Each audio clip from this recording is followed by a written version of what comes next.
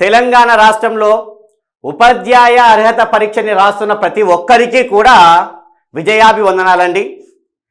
మీరు ఎంతో నమ్మకంతో టీజేఆర్ స్టడీస్ని ఎన్నుకున్నందుకు, మీ యొక్క నమ్మకాన్ని వమ్ము చేయకుండా సార్తో పాటుగా ఈ యాప్లో పనిచేసే ప్రతి ఒక్క ఫ్యాకల్టీ కూడా మీకు టెట్ లోపల గరిష్ట మార్కులు తీసుకొని రావడానికి మా వంతు సహకారం ఖచ్చితంగా ఉంటుంది. మా శ్రమతో పాటుగా మీ యొక్క కృషి పట్టుదల అనేది చాలా ముఖ్యమైన విజయానికి. ఆ ముఖ్యమైన అంశాలు ఏవైతే ఉన్నాయో వాటన్నిటిని కూడా మీరు ఖచ్చితంగా సమయాన్ని వృధా చేసుకోకుండా సమయ పాలనతో ఒక చక్కటి టైం టేబుల్ని మీరు ప్రిపేర్ చేసుకుంటూ ముందుకు వెళ్ళాలి. అలా ముందుకు వెళ్తారని చెప్పేసి మేము ఆశిస్తున్నామండి. ఇప్పుడు మీరు ఈ ప్రీవియస్ ఏవైతే మనకి టెట్కు సంబంధించిన పేపర్స్ ఉన్నాయో వాటన్నిటిని కూడా లైవ్ క్లాసెస్ రూపంలో తీసుకురావడానికి ఖచ్చితంగా మేము మీకు సహాయం చేస్తాం. ఖచ్చితంగా మీకు తెలుగు సబ్జెక్ట్ ఏదైతే ఉందో ఆ తెలుగు సబ్జెక్ట్కి సంబంధించిన ప్రతి ఒక్క డౌట్ని కూడా మీరు వాట్సాప్ రూపంలో చాలామంది విద్యార్థులు నన్ను అడగడం జరుగుతుంది. వాళ్ళందరికీ కూడా నేను ఎంతో క్షుణ్ణంగా వివరంగా ఆ ప్రశ్నలకి సమాధానాలను నేను వివరించాలని అనుకుంటున్నాను. ఇలా మీరు ఖచ్చితంగా ఏవైనా సరే ప్రశ్నలకి సమాధానాలు కావాలి అన్నా, గ్రామర్ లోపల మీకు వ్యాకరణాంశాల లోపల ఎలాంటి అనుమానం ఉన్నా మీరు ఖచ్చితంగా నన్ను సంప్రదించండి. నా వాట్సాప్ నెంబర్ ఆల్రెడీ మీకు గ్రూప్లో ఉంది. ఇంకా ఒకవేళ నా నుంచి ఏదైనా సరే మీకు ఇబ్బంది అనిపించినా సరే సార్కి డైరెక్ట్గా ఫోన్ చేయవచ్చు అండి. సార్ కూడా మీకు ప్రశ్నలకి సమాధానాలన్నింటి కూడా మీకు వివరంగా వివరించే ప్రయత్నం చేస్తారు. సరేనండి, రైట్. ఇప్పుడు మనము ఈ పాత టెట్కి సంబంధించిన బిట్స్ ఏవైతే ఉన్నాయో వాటన్నిటిని కూడా మనం ఖచ్చితంగా చూసుకునే ప్రయత్నం చేద్దాం. ఓకేనమ్మా, రైట్. ఇప్పుడు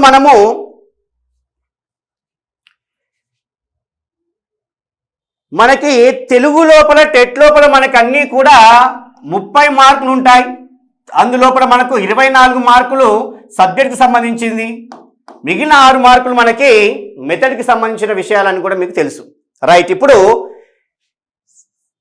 ఇందులో మొట్టమొదటిగా మనకి పద్య భాగం రావడం జరుగుతుంది, దాని తర్వాత మనకి గద్య భాగం రావడం జరుగుతుంది. ఆ విషయాలు మాత్రం మీకు బాగా తెలిసి ఇవి ఎక్కడి నుంచి వస్తాయో మాత్రం మనకు తెలియదు. అవి 3వ తరగతి నుంచి 8వ తరగతి వరకు ఉన్న పేపర్ 1 వాళ్ళకి నాన్న, 3వ తరగతి నుంచి 8వ తరగతి వరకు ఉన్న ఈ పాఠ్యాంశాల లోపల ఉన్న శతక పద్యాల నుంచి కూడా ఇవ్వచ్చు, లేకపోతే వేరే ఎక్కడి నుంచైనా సరే మనకి ఈ పద్యాలని కానీ గద్యాలని కానీ ఖచ్చితంగా తీసుకొని ఇవ్వవచ్చు. మనకు ఈ పద్య గద్యాలు తప్ప మిగిలిన ప్రతి ఒక్క ప్రశ్న కూడా టెక్స్ట్ బుక్ని దాటి మాత్రం వెళ్ళదు. మళ్ళీ చెప్తున్నా, టెక్స్ట్ బుక్ని దాటి మాత్రం ఒక్క ప్రశ్న కూడా బయటికి వెళ్ళే ప్రసక్తి లేదు. అది మాత్రం అందరు అభ్యర్థులందరూ కూడా గమనించాలి. ఓకేనమ్మా, రైట్. ఇప్పుడు పేపర్ 1 వాళ్ళకేమో 3 నుంచి 8వ తరగతులు, పేపర్ 2 వాళ్ళకి 6 నుంచి 10వ తరగతులు. ఓకేనమ్మా, రైట్. టెట్కి ఓకే, ఇప్పుడు మనకు అర్థమైపోయింది. ఇప్పుడు మనం ఒకసారి ఈ టెట్ పేపర్ ప్రీవియస్ ఏదైతే ఉందో దాన్ని కాస్త చూసే ప్రయత్నం చేద్దాం ఇక్కడ. ఓకేనా, ఎలాంటి ప్రశ్నలు వస్తాయి, పద్యం వచ్చినప్పుడు ఎలా మనం చదవాలి, ఎలా అర్థం చేసుకోవాలి, పారాగ్రాఫ్ వచ్చినప్పుడు, గద్య భాగం వచ్చినప్పుడు మనము ఏ విధంగా చదవాలి అనే అంశాలు నేను ఇక్కడ వివరించే ప్రయత్నం చేస్తానన్నా. ఓకేనా, చూద్దాం ఒకసారి.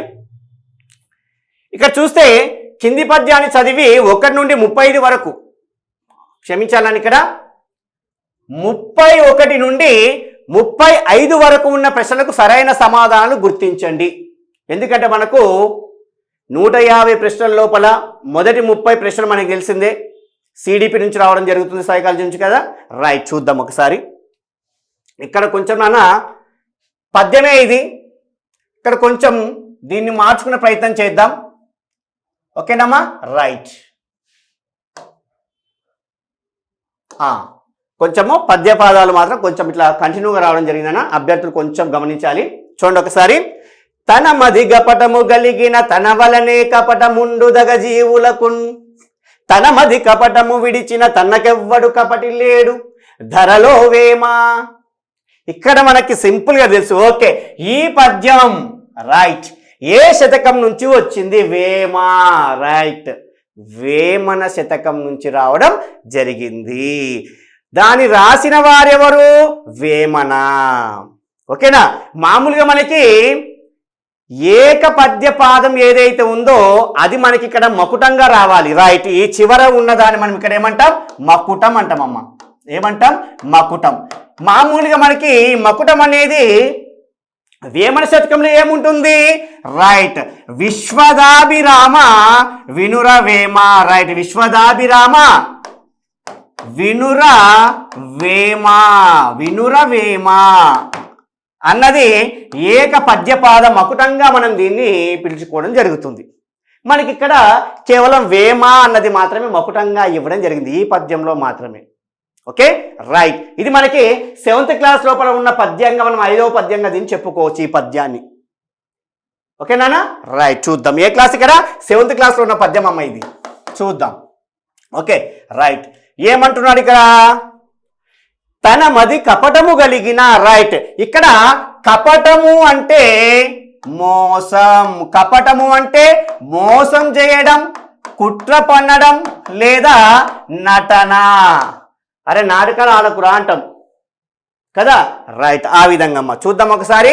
కపటము అన్న పదానికి అర్థాన్ని చూసుకునే ప్రయత్నం చేద్దాం ఒకసారి. రైట్, కపటం.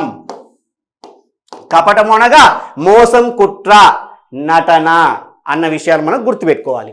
రైట్, అంటే మన మనస్సు లోపల, మది అంటే ఏంది? మనస్సు. మన మనస్సు లోపల మోసపు ఆలోచన ఉంది అనుకోండి, కుట్ర చేసే ఆలోచన ఉందనుకోండి,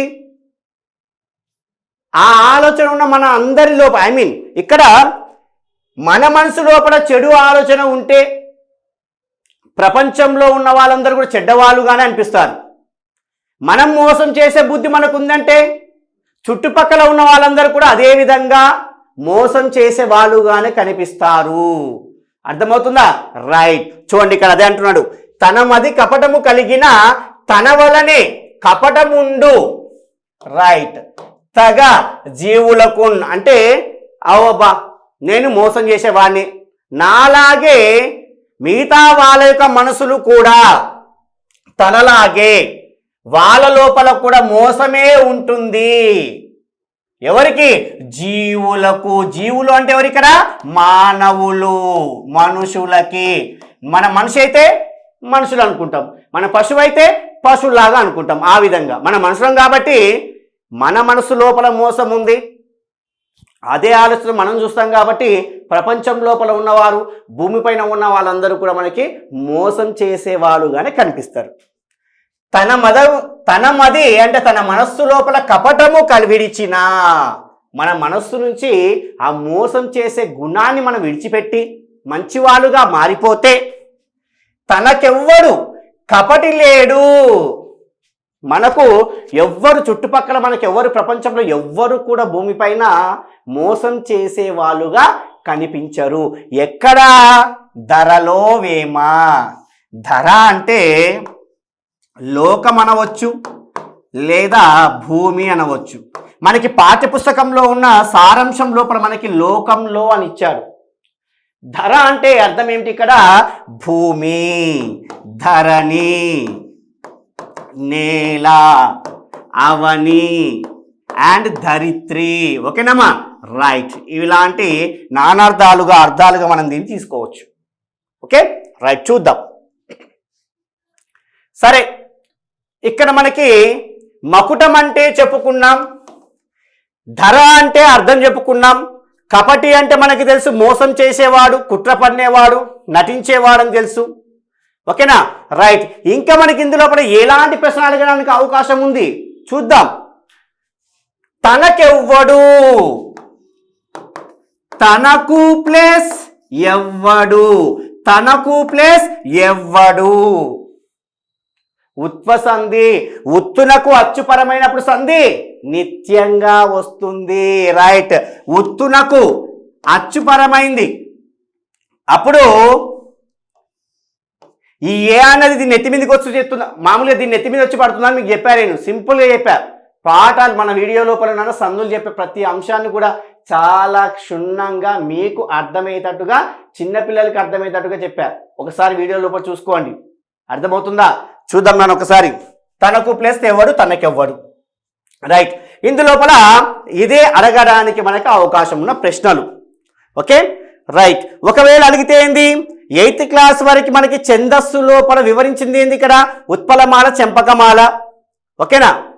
గణాలు ఏమిటి, ఓకేనా, గురువులవి లఘువుల యొక్క లక్షణాలు ఏమిటి, అవి మాత్రం వివరించాడు. కాబట్టి వాటిని కాస్త మనము ఇక్కడ ఏ విధంగా అడిగే అవకాశం ఉందో చూద్దాం. పేపర్ 1 వాళ్ళకి మనకు ఏదైనా ఒక పదాన్ని ఇచ్చి, ఇప్పుడు ఎగ్జాంపుల్గా నేను ఇక్కడ తీసుకుందాం, కపటి అని ఇచ్చాడు. దానికి గురులఘులను గుర్తించండి, గణ విజయం చేయమని ఏదో ఒక విధంగా మన ప్రశ్న అడుగుతాడు. అప్పుడు లఘువు లఘువు లఘువు. రైట్. తర్వాత లేడు, అప్పుడు ఏమవుతుంది, గురువు లఘువు, ఎందుకంటే ఇక్కడ దీర్ఘం వచ్చింది కాబట్టి. ఓకేనా? ఇలా కూడా మనకు అడిగే అవకాశం ఉందమ్మా. రైట్. చూద్దాం నెక్స్ట్ ప్రశ్నలు మనకి ఏమి ఇచ్చాడు, వారికి సమాధానాలు ఏ విధంగా మనము చూసుకునే ప్రయత్నం చేద్దాం. ఓకే నెక్స్ట్ చూద్దాం. ఈ పద్యంలో ధర అను పదానికి అర్థం ఏమిటి? ధర అంటే మీకు ఆల్రెడీ చెప్పడం జరిగింది. ఓకేనా? ధర అంటే ఏంది, మనం ఖచ్చితంగా తప్పు చేస్తాం కాబట్టి మొదటి వర్డ్ చూసారా, వెల, కాస్ట్. అర్థమవుతుందా?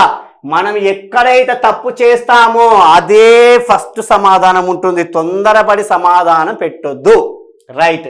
ధర అంటే మనకు తెలుసు, ధరలు మండిపోతున్నాయి అంటాం, అంటే వెల ఎక్కువైపోయింది, కాస్ట్ మనకు తెలిసిన విషయమే. రైట్.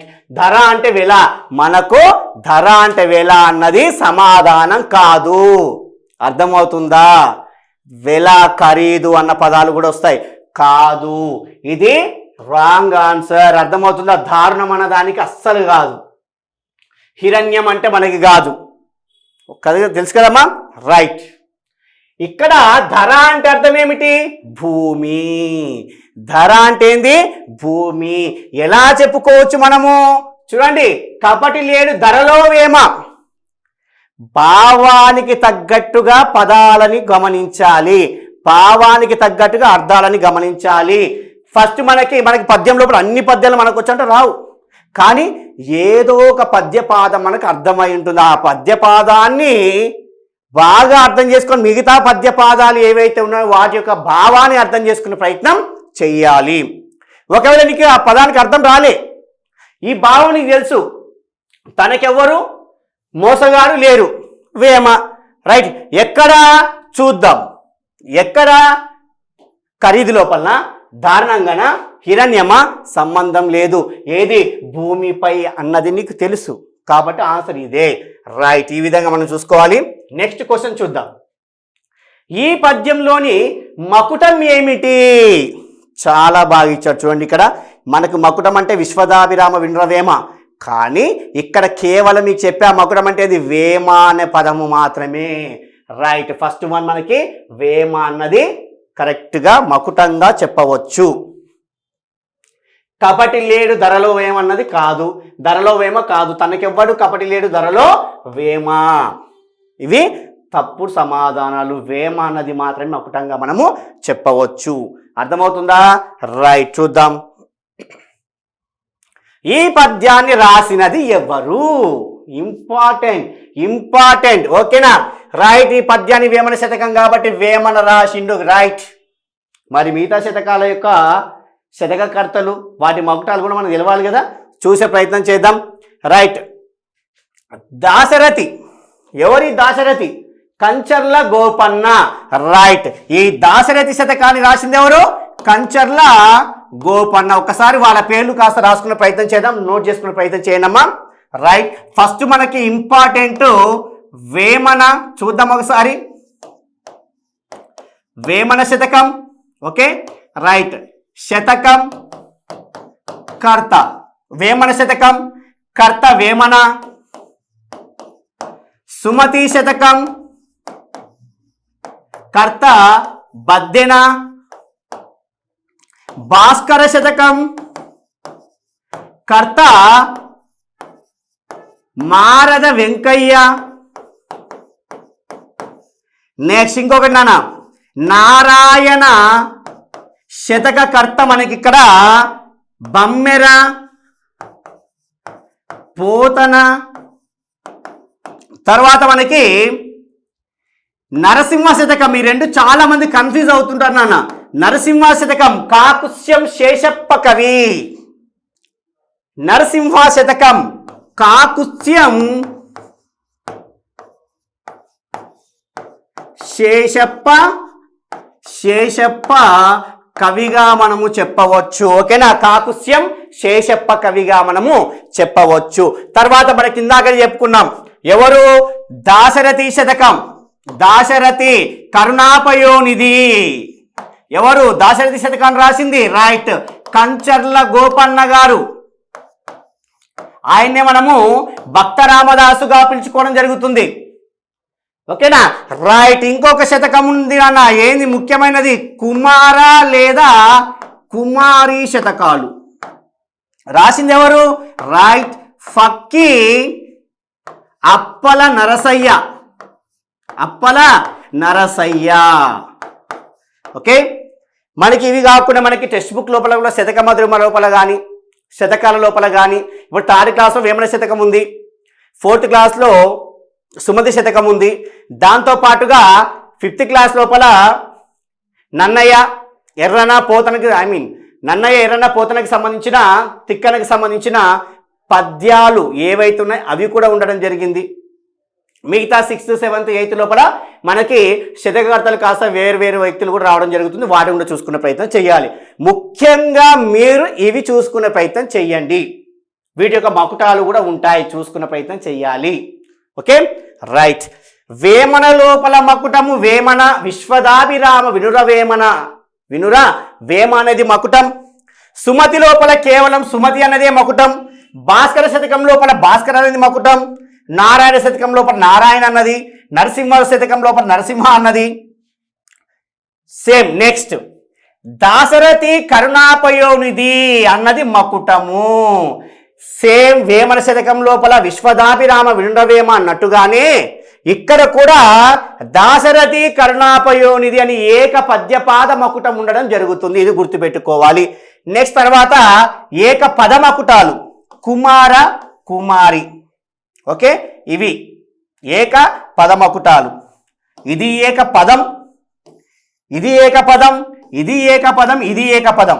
రౌండ్ అప్ చేసినవన్నీ కూడా ఏక పదమకుటాలు. ఇది తప్ప, ఇది తప్ప. ఇవి ఏక పద సింగిల్ వర్డ్ మకుటాలు. కంప్లీట్గా ఒక లైన్ మొత్తం ఉన్నవి ఏక పాద మకుటాలు. ఓకేనా, లలిత సుగుణజాల తెలుగు బాల ఇలాంటివన్నీ. ఓకేనమ్మా, రైట్. ఇవి చూసుకోవాలి. రైట్, మనకి చెప్పాము ఇందాకనే, చూసుకుందాం ఒకసారి. కాకుత్స్యం శేషప్ప కవి గారు ఏం రాశారు? నరసింహ శతకం రాయడం జరిగింది. బద్దన గారు మనకి తెలిసిందే సుమతి శతకాన్ని రాయడం జరిగింది. ఓకేనమ్మా, రైట్. ఆన్సర్ చూసుకున్నాం. దీంతో పాటుగా మనం ఈ విధంగా అన్ని మైండ్లో పెట్టుకుంటేనే ఎగ్జామ్ లోపల కాస్త ప్రశ్నకి సమాధానం పర్ఫెక్ట్గా మనము రాయగలం. చూసుకోవాలి. నెక్స్ట్, జీవులు అంటే మనకు తెలుసు, మనుషుల గురించి మనం చెప్పుకుంటున్నాం కాబట్టి మనుషులే వస్తారు. కాబట్టి మానవులు అంతే, ఇంకేం లేదు అక్కడ. మానవులే సమాధానం. నక్కలు, మోసగాళ్ళు, దొంగలు లేవు. మనం ఏం చేస్తాము, పెద్దగా తెలివిగా ఆలోచించి కపటము అంటే కపటము ఎవరికి ఉంటుంది? మోసగాళ్ళకే ఉంటుంది, దొంగలకు ఉంటుంది కదా అని చెప్పేసి మనం ఈ రెండింటి మీద మనము కొట్లాడుతుంటాం. ఇది ఆన్సర్ అని చెప్పేసి. అవి కాదు. ఓకేనా, రైట్. ఏది ఆన్సర్? మానవులు, మనుషులు. అది మైండ్లో పెట్టుకోవాలి. ఓకేనా, రైట్. నెక్స్ట్ క్వశ్చన్ చూసే ప్రయత్నం చేద్దాం. ఇది కాస్త పీపీటీలో రాలేదమ్మా, కొంచెం దీన్ని కూడా చూసే ప్రయత్నం చేద్దాం. ఈ పద్యంలో కపటము అనగా చెప్పాం. చూద్దాం ఆన్సర్ ఎక్కడుందో. మోహం నవత కాదు, మోక్షం నవల కాదు, మోసం నటన. రైట్, ఇది సమాధానం. మోసం నటన కుట్ర అని చెప్పాం. ఇది ఆన్సర్. మోదం జీవం కాదు, జీవం అంటే ప్రాణం. మోదం అంటే ఏంది? సంతోషం. మోదం అంటే ఏదమ్మా? సంతోషం. రైట్. చూడాలి. అర్థమైందా? చూడండి ఒకసారి. తర్వాత ఏమిచ్చాడు? రైట్, ఒకసారి చూద్దాం నాన్న ఇక్కడ. ఇప్పుడు మనం ఇప్పటివరకు పద్యం ఏ విధంగా వస్తుంది, అందులో ఉన్న ప్రశ్నలు ఏ విధంగా వస్తాయో చూసుకోవడం జరిగింది. దాన్ని కూడా చూసే ప్రయత్నం చేయాలి. పద్యం లోపల మీరు ముఖ్యంగా చూసుకోవాల్సింది, మళ్ళీ చెప్తున్నా, 5 మార్కులు ఉంటాయి కాబట్టి 5 మార్కులు లేకపోతే 4 మార్కులు ఎలా అయినా ఇవ్వచ్చు. ఓకేనా? మకుట మీద చూసుకోవాలి. పద్యం యొక్క శతక పద్యాల యొక్క శతక కర్త పేరు చూసుకోవాలి. ఆ పదాల యొక్క అర్థాలు చూసుకోవాలి. దాంతోపాటుగా ఆ పద్యంలో ఉన్న సంధి పదాలు ఏవైనా ఉంటే తనకివ్వడని ఉంది, అలాంటి సంధి పదాలను చూసుకోవాలి. ఓకేనా? అలంకారం ఉంటే అలంకారం కూడా అడిగే అవకాశం ఉంటుంది కాబట్టి అది కూడా చూసుకునే ప్రయత్నం చేయాలి. ఓకేనమ్మా? తర్వాత ఛందస్సు లోపల మనకి గురులవులను గుర్తించుట. ఒకవేళ ఒక పద్యపాదం ఇచ్చేసి అది మొత్తం ఏ జాతి పద్యానికి సంబంధించింది, వృత్త పద్యమా లేకపోతే జాతుల ఉపజాతులు అని కూడా అడిగే అవకాశం ఉంటుంది. మీకు 8th క్లాస్లో ఏ సిలబస్ అయితే ఉందో వాటిని మాత్రమే చూసుకోవాలి. ఓకేనమ్మా? రైట్, చూద్దాం. ఇక్కడ మనకి గద్య భాగాన్ని ఇవ్వడం జరిగింది, చూసే ప్రయత్నం చేద్దాం. ఈ కింది గద్య భాగాన్ని చదివి 6 నుండి 10 వరకు గల ప్రశ్నలకు సమాధానాలు గుర్తించండి. ఓకే, ఇందాక 1 to 5 అనుకుంటే ఇది 6 నుంచి 10 వరకు. ఓకేనా? లేదా అది 31 నుంచి 36 వరకు అనుకుంటే ఇది మనకి 37 నుంచి మనకి ఒక 42 వరకు మనకి వచ్చే అవకాశం ఉంటుంది. చూద్దాం ఒకసారి.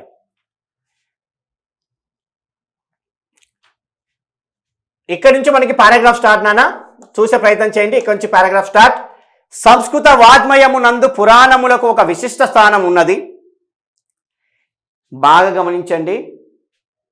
పారాగ్రాఫ్ మనం చదువుతున్నాము అంటే చదివేటప్పుడే ఎక్కడైతే ముఖ్యమైన అంశాలు వస్తాయో వాటిని ఖచ్చితంగా అండర్లైన్ చేసుకోవాలి. అదే మీరు క్వశ్చన్గా ఊహించుకోవాలి.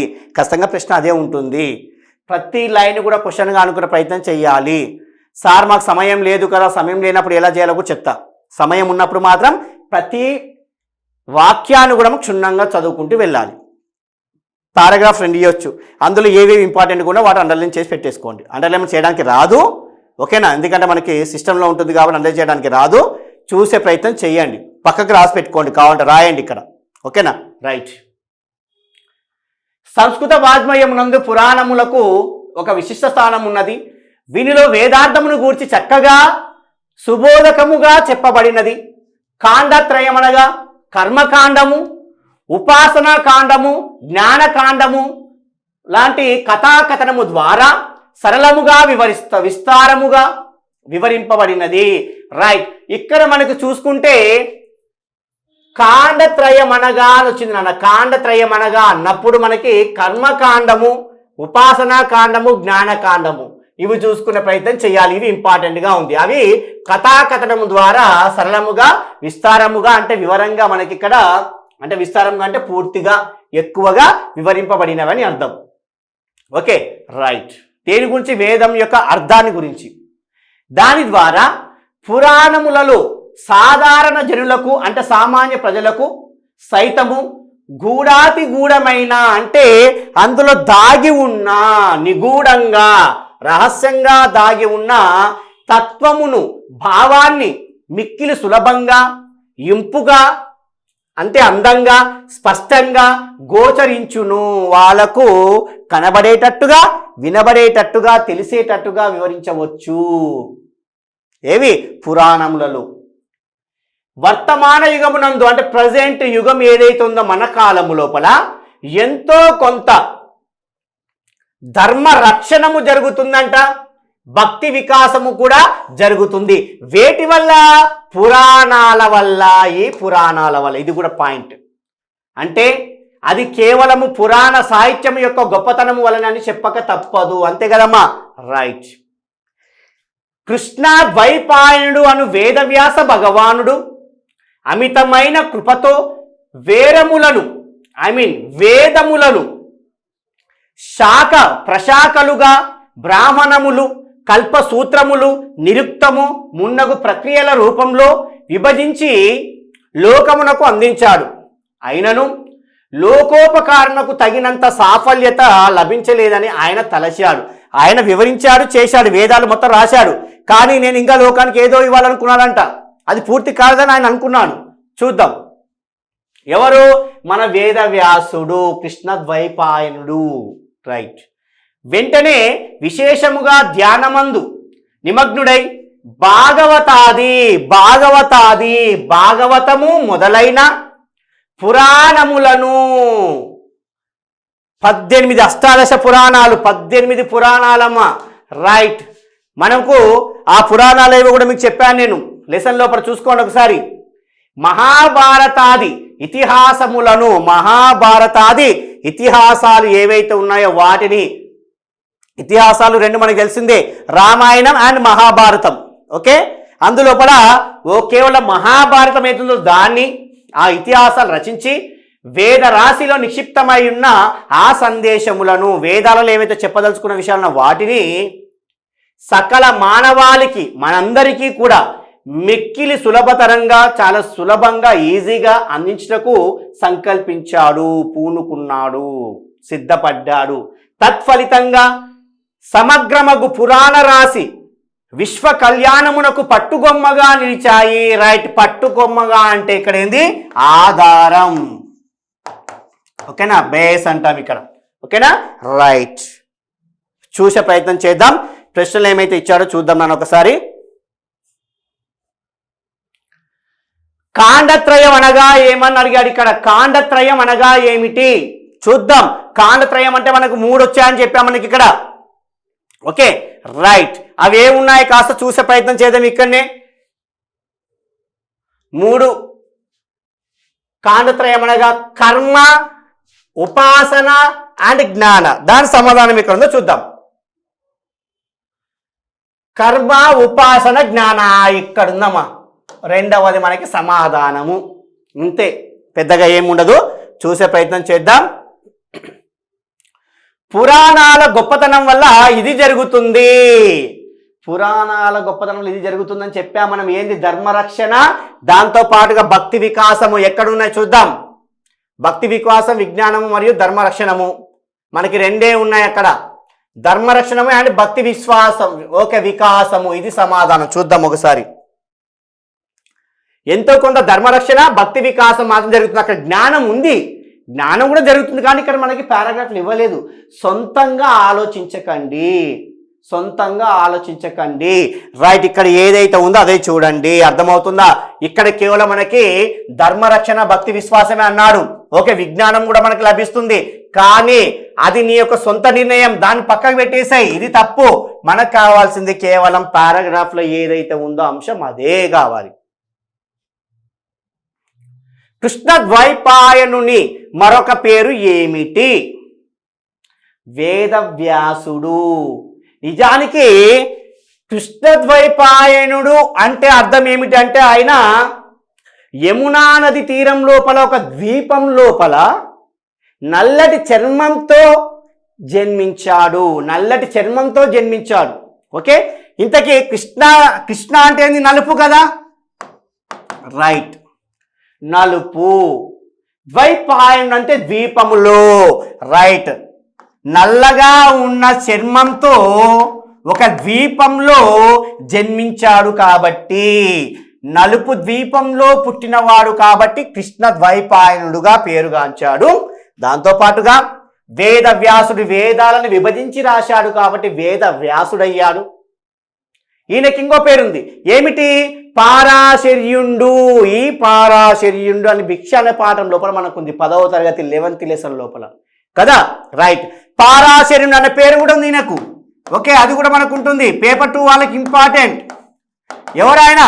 రైట్, పరాశర మహర్షి. పరాశర మహర్షి. ఓకేనా? సత్యవతి మరియు పరాశర మహర్షుల యొక్క కుమారుడు ఈయన కాబట్టి పరాశర మహర్షి యొక్క కుమారుడు కాబట్టే పారాశర్యుడు.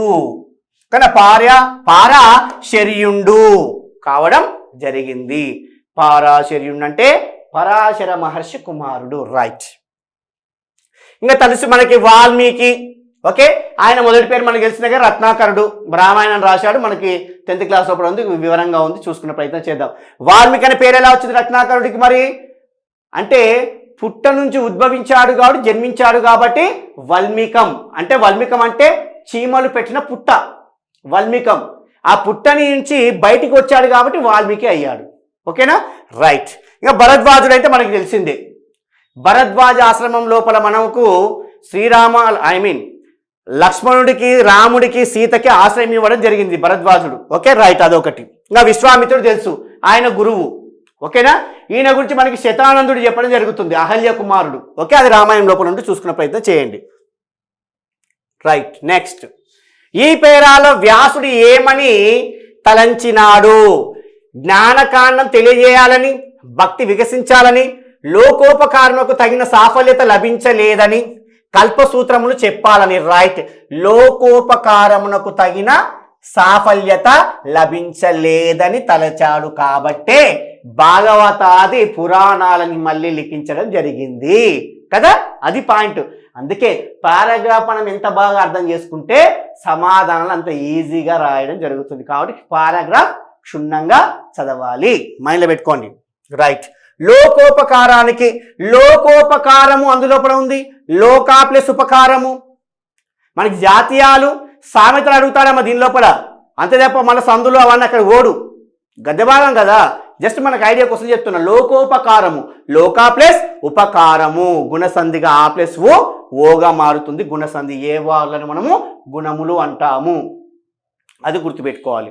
ఓకేనా, రైట్. మీకు ఆల్రెడీ చెప్పానమ్మా, లోకోపకారము అంటే ఓకే గుణసంధి. ఇక్కడ ఏవో అర్లు ఏవైతే ఉన్నాయో వాటిని మనము గుణములు అంటాము.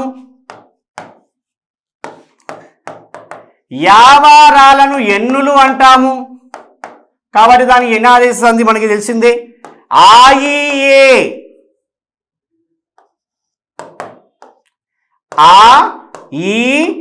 ఏ అనే సర్వనామాలను మనం ఇక్కడ త్రికములు అంటాము, అది కూడా మనకి తెలిసిందే. ఓకేనా, ఇవన్నీ కూడా చూసుకునే ప్రయత్నం చెయ్యాలి. ఓకేనమ్మా, రైట్. నెక్స్ట్, వేదాలలోని సందేశాన్ని సులభంగా వ్యాసుడు ఏ రూపంలో అందించాడు? శతకాల రూపంలో అందించాడా? పురాణాల రూపంలో అందించాడా? ప్రబంధాల రూపంలో అందించాడా? భగవద్గీత రూపంలో మనకు అందించాడా? అంటే వేదాలలోని సందేశాలు సులభంగా వ్యాసుడు మనకి పురాణాలు ఏవైతే ఉన్నాయో వాటి లోపల అందించడం జరిగింది. ఓకేనమ్మా, రైట్. నెక్స్ట్, ఓకే అమ్మా, పారాగ్రాఫ్కి సంబంధించిన ప్రశ్నలు మొత్తం కూడా మనం ఇప్పుడు చూసుకోవడం జరిగింది, వాటికి ఆన్సర్ మొత్తం కూడా పెట్టుకోవడం జరిగింది. ఓకేనా, తర్వాత మనకి ఇక్కడ ఏంది, మొత్తం టెక్స్ట్ బుక్కి సంబంధించిన ప్రశ్నలు అంతే. ఇందాక అపరిచిత గద్య, అపరిచిత పద్యం అయిపోయాయి, ఇప్పుడు చూద్దాం. ఓకేనా, రైట్. ఇక్కడ చూస్తే ఆంధ్ర సారస్వత పరిషత్తుకు అధ్యక్షుడిగా పనిచేసిన వారు. రైట్, అబ్దుల్ కలామా అంటే కాదు, చెరబండరాజు అంటే సంబంధం లేదు, ఆచి వెంకటాచార్యులు అంటే కాదు. మరి ఎవరు? దేవులపల్లి రామానుజరావు గారుగా మనము చెప్పవచ్చు. దేవులపల్లి రామానుజరావు గారు. ఈయన కేవలము ఆంధ్ర సారస్వత పరిషత్తుకు మాత్రమే అధ్యక్షుడా? చూడండి, కాదు. ఓకేనా, ఆంధ్ర సాహిత్య పరిషత్తుకు కూడా ఈయన అధ్యక్షుడిగా ఉండడం జరిగింది. ఓకేనమ్మా, రైట్. ఆంధ్ర సాహిత్య పరిషత్తుకి అధ్యక్షుడిగా ఆయన ఉన్నాడు. ఓకేనమ్మా, రైట్. మరి ఇక్కడ ఆంధ్ర సాహిత్య రైట్ అకాడమీ చూసుకుందాం ఒకసారి. అకాడమీ అమ్మాది ఆంధ్ర సాహిత్య లేకుండా ఆంధ్రప్రదేశ్ సాహిత్య అకాడమీ పురస్కారము ఒక వ్యక్తికి వచ్చింది. ఎవరైనా? వానమామలై వరదాచార్యులు. ఓకే, వరదాచార్యులు ఎవరైతే ఉన్నారో ఆయనకి ఈ ఆంధ్రప్రదేశ్ సాహిత్య అకాడమీ అవార్డు రావడం జరిగింది, పురస్కారం రావడం జరిగింది. దాంతో పాటుగా వారణాసి వారి విద్యావాచస్పతి విద్యా వాచస్పతి ఈ పురస్కారం ఏదైతే ఉందో ఈ 2 పురస్కారాలు ఓకే ఆంధ్ర సాహిత్య అకాడమీ అవార్డు పురస్కారం, వారణాసి వారి విద్యా వాచస్పతి అనే ఈ పురస్కారం వానమామలై వరదాచార్యులకు వచ్చింది కదా. రైట్, ఇది కూడా గుర్తుపెట్టుకోవాలి. ఒకదానికి ఒకటి మనకి లింక్ ఉండాల్సిందే. ఓకే, ఇక్కడ ఏంది పాయింట్ ఏంది మనకి, దేవులపల్లి రామానుజరావు గారు ఆంధ్ర సారస్వత పరిషత్తుకు మరియు ఆంధ్రప్రదేశ్ సాహిత్య అకాడమీకి అధ్యక్షులు. ఈయన అధ్యక్షుడుగా ఉన్న ఆ ఆంధ్రప్రదేశ్ సాహిత్య అకాడమీ నుంచి మన వానమామలై వరదాచార్యులకి ఒక పురస్కారం ఇవ్వడం జరిగింది. దాంతో పాటుగా వారణాసి వారి విద్యా వాచస్పతి అనే పురస్కారం కూడా వచ్చింది. రైట్, ఇదేందో అధ్యక్షుడిగా ఉన్న వ్యక్తి కాబట్టి అధ్యక్షుడు తెలుసుకున్నాం. ఇవేమో పురస్కారాలు. ఓకేనా, పురస్కారాలు ఇవి బాగానే ఉన్నాయి. ఇలాగే డివైడ్ చేసుకోవాలమ్మా. ఇలాగే కవి పరిచయాల లోపల కామన్గా ఉన్న వాటిని డివైడ్ చేసుకుని రాసుకుంటే నీకు ఎక్కడి నుంచి ఏ బిట్ ఇచ్చినా కూడా బయటికి పోదు. మళ్ళీ చెప్తున్నా, బయటికి పోదు. అర్థమవుతుందా? రైట్, నెక్స్ట్ ఓకే, అవార్డు అధ్యక్షులు ఓకే, పురస్కారాలు ఓకే. మరి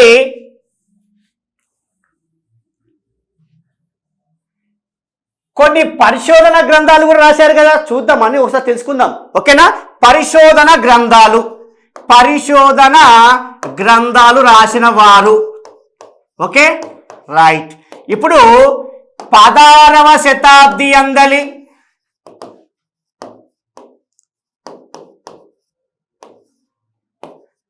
ప్రబంధ వాజ్మయం తద్వికాసం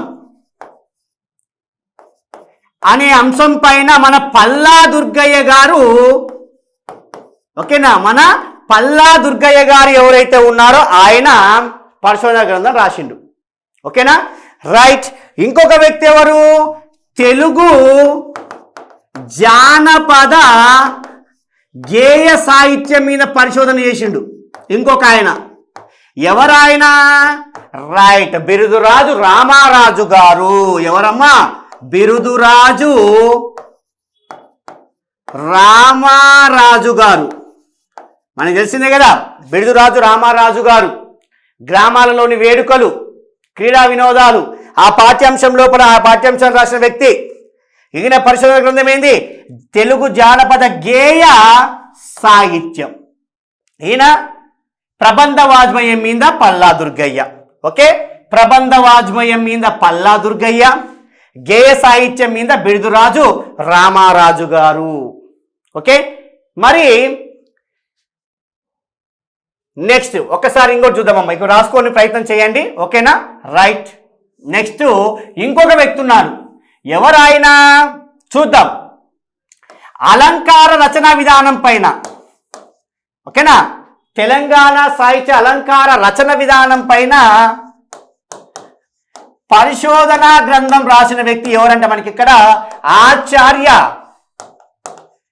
కె రుక్నుద్దీన్ గారు. అర్థమవుతుందా?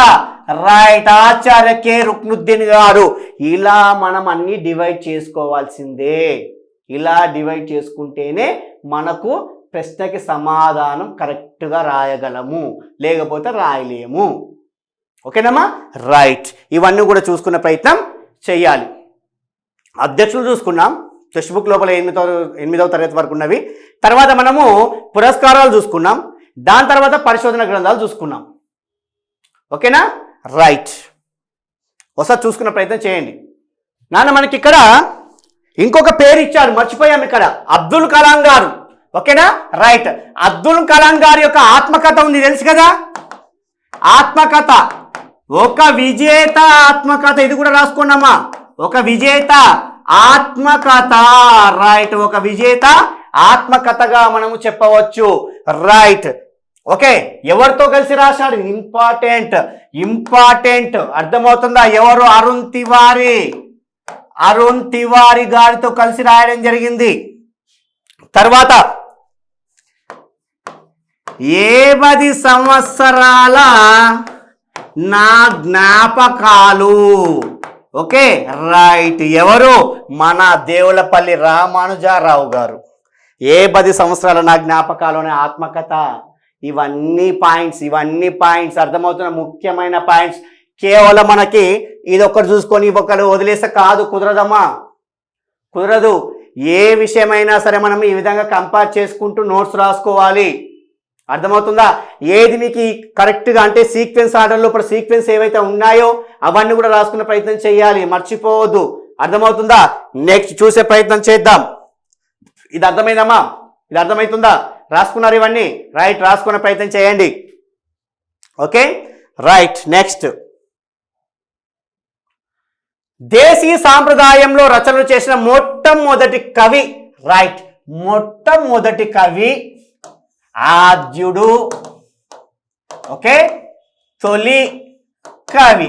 చూద్దాం ఈ 3 అంశాల మీద మనము సమాధానాలు గుర్తించే ప్రయత్నం చేద్దాం. మొట్టమొదటి వాడు రైట్, దేశీ సాంప్రదాయంలో మొట్టమొదటిసారిగా రచన చేసిన వ్యక్తి మన పాల్కురికి సోమనాథుడు. Okay right. ఒకసారి పాల్కురికి సోమనాథుడి గురించి చూసిన తర్వాత మిగతా వాళ్ళ గురించి చూసే ప్రయత్నం చేద్దాం. ఓకేనమ్మా? రైట్. ఇక్కడ దేశీ సాంప్రదాయంలో రచనలు చేశాడు. మరి ఈయన కొన్నిటికి ఆద్యుడు కూడా ఉన్నాడు. వేటికి ఆద్యుడుగా ఉన్నాడు చూద్దాం. ఏవి? రగడ. ఓకేనా? తర్వాత మనకి ఇక్కడ ద్విపద, పంచకం అండ్ అష్టకం. ఓకే, తర్వాత ఉదాహరణం. ఓకేనమ్మా?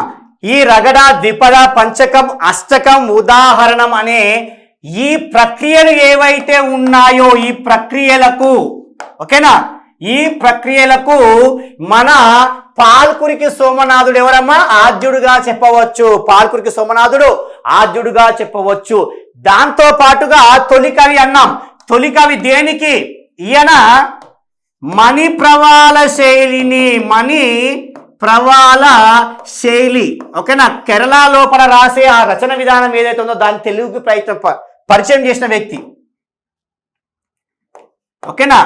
పరిచయం చేసిన తొలి కవిగా మనము పాల్కురికి సోమనాథుని గురించి చెప్పుకోవచ్చు. ఓకేనా? రైట్. తర్వాత మనకి ఇచ్చిన వ్యక్తి ఎవరు ఇక్కడ? నన్నయ్య గారు. నన్నయ్యకి సంబంధించిన విషయాలు.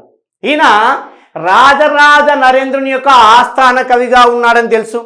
వాగాను శాస్త్రం అంటే బిడుదు ఈయనకుందని తెలుసు. మహాభారతం లోపల మొత్తం 18 పర్వాలు కదా.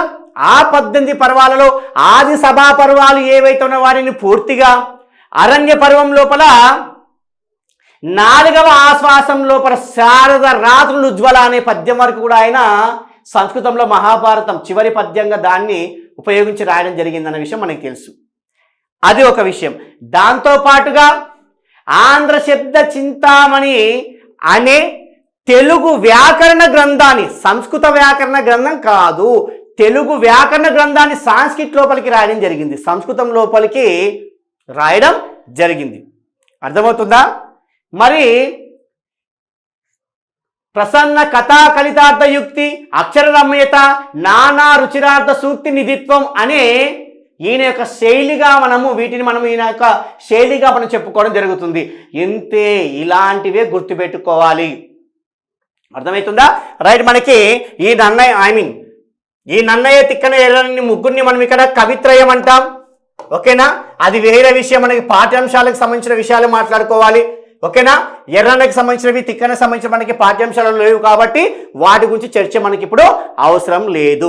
ఇలా ప్రతి ఒక్క విషయాలు కూడా క్షుణ్ణంగా నేర్చుకునే ప్రయత్నం చెయ్యాలి. ఓకేనమ్మా? రైట్, చూసే ప్రయత్నం చేయండి. నెక్స్ట్, ఎలుక విందు అనే గేయ కథను రాసినది ఎవరు? నాన్న మీకు చాలాసార్లు చెప్పాను నేను. 3rd class, 4th class, 5th class lessons ఏవైతే ఉన్నాయో వాటిలో బాగా చూడండి. టీజీఆర్ స్టడీస్ లోపల వీడియోస్ ఉన్నాయి. అందులోపల ఇప్పటి వరకు చెప్పిన ప్రతి ఒక్క అంశాలు కూడా రావడం జరిగింది. ప్రతి ఒక్క అంశం ఏది ఇంపార్టెంట్ స్ట్రెచ్ చేసి మరి చెప్పా, అండర్లైన్ చేసుకొని మరి చెప్పా. ఈ విధంగా నేను ఏవైతే ఒకదానితో ఒకటి కంపేర్ చేశాను అవన్నీ కూడా అక్కడ ఉన్నాయి. ఒకవేళ ఇక్కడ ఏమైనా మిస్ అయిన వీడియోస్ లోపల ఖచ్చితంగా ఉంటాయి. అర్థమవుతుందా? టెక్స్ట్ బుక్ లోపల లైన్ టు లైన్ వీడియో మరి చెప్పడం జరిగింది.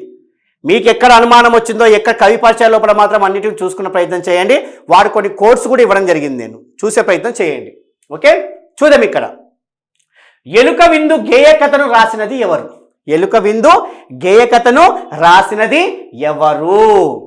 ఓకేనా, థర్డ్ క్లాస్లో ఉన్న ఈ ఎలుక విందు ఏదైతే ఉందో దీన్ని, ఓకే, థర్డ్ క్లాస్ లోపల ఉన్న ఈ పాఠ్యాంశాన్ని రాసింది మనకి ఇక్కడ దాశరథి కృష్ణమాచార్యులు. రైట్, దీని కిందనే మనకి పంట సిరి అని ఒక గేయం ఉంటుంది. ఆ గేయాన్ని రాసింది రావెల్ల, ఓకేనా, రావెల్ల వెంకట రామారావు. ఓకేనా, పంట సిరి అంటే సిరి అంటే లక్ష్మి, లక్ష్మి రావేరా అన్న కోడ్తో చెప్పా నేను. లక్ష్మి రావేరా, ఓ లక్ష్మి ఎందుకు రావు అని అర్థం. ఇక్కడ రావేరా అని చెప్పా మీకు, రావేరా. Okay, right. ఎలుక విందు దాశరథి కృష్ణమాచార్యులు.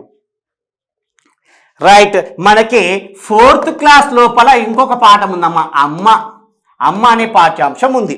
ఓకే, ఈ అమ్మ అనే పాఠ్యాంశానికి మూలం ఏంది? రైట్, బాలగేయాలు.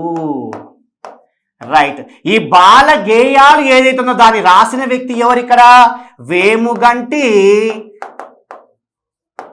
నరసింహాచార్యులు. రైట్, వేముగంటి నరసింహాచార్యులు గారు. ఓకేనా, రైట్, వేముగంటి నరసింహాచార్యులు.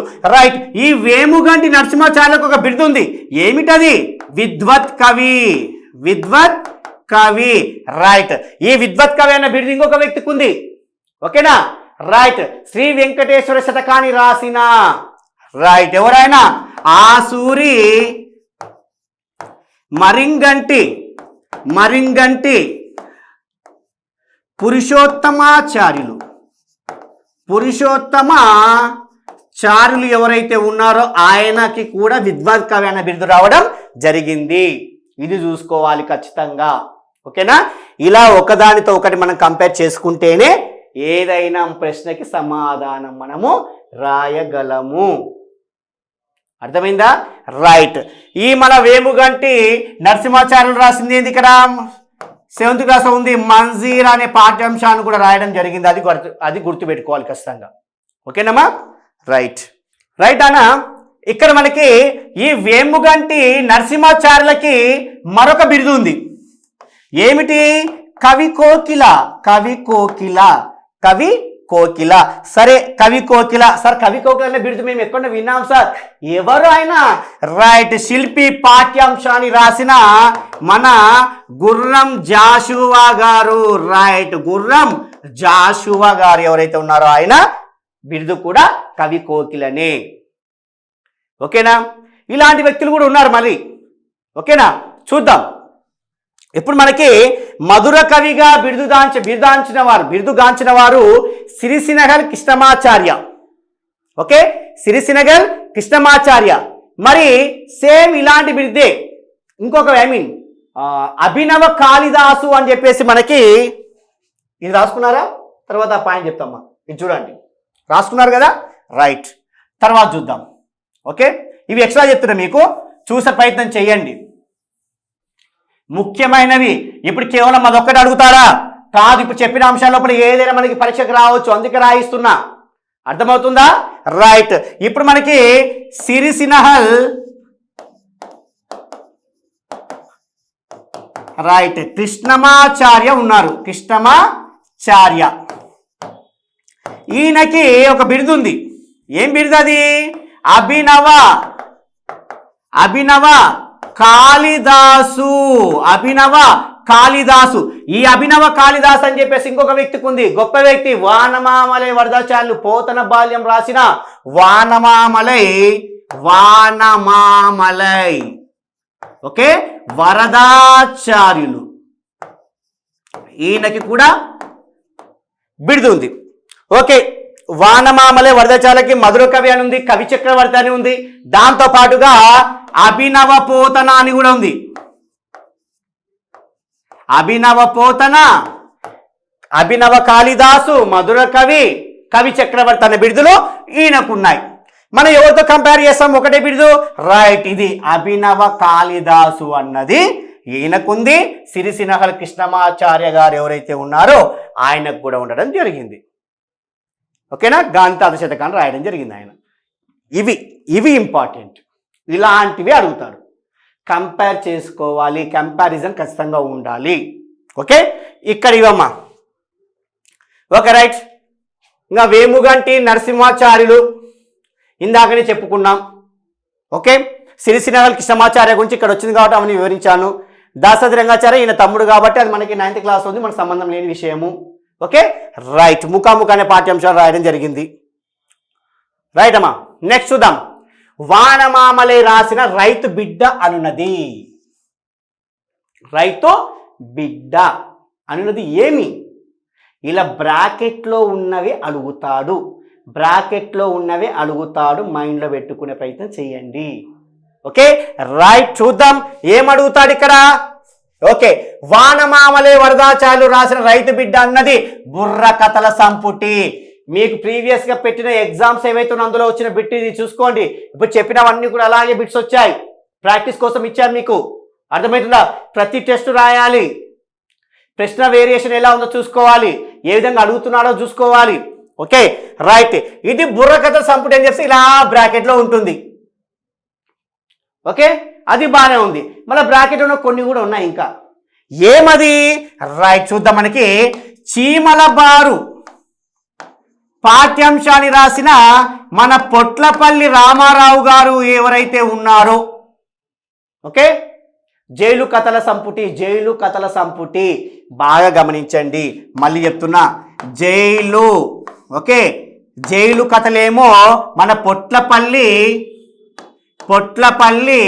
రామారావు గారు. ఓకే, జైలు లోపల అది కూడా కథల సంపుటే. ఇవి రెండు కూడా కథల సంపుటాలు. ఓకేనా? కథల సంపుటాలు మర్చిపోవద్దు. ఓకేనా? జైలు లోపలనేమో వట్టికోట. ఓకే, ఆల్వారు స్వామి చిన్నప్పుడైన పాఠ్యాంశాలు రాశాడు ఇక్కడ, గుర్తుంచుకోవాలి. జైలు లోపలనే కథల సంపుటి ఈయనది. జైలు కథల సంపుటి పొట్లపల్లి రామారావు గారిది. ఓకేనా? రైట్. ఎందుకు చెప్పాము ఇక్కడ? ఈ పొట్లపల్లి రామారావు గారి యొక్క రచన ఒకటి ఉంది. ఏందది? జీవితం. అర్థమవుతుందా? ఈ జీవితం అనే ఒక రచన ఉంది. అది ఏంది? ఇక్కడ ఖండికలు అని ఉంటుంది బ్రాకెట్లో. ఇదే ఇంపార్టెంట్. ఓకేనా? ఇది ఇంపార్టెంట్. అర్థమవుతుందా? ఇలాంటివే చూసుకోవాలి. ఓకేనా? రైట్. ఇప్పుడు మనకి పల్లె అందాలు రాసింది ఎవరు? 7th క్లాస్లో ఉన్నది, 5th లెసన్ పల్లె అందాలు, ఆచి వెంకటాచార్యులు గారు. రైట్, ఆచి వెంకటాచార్యులు గారు.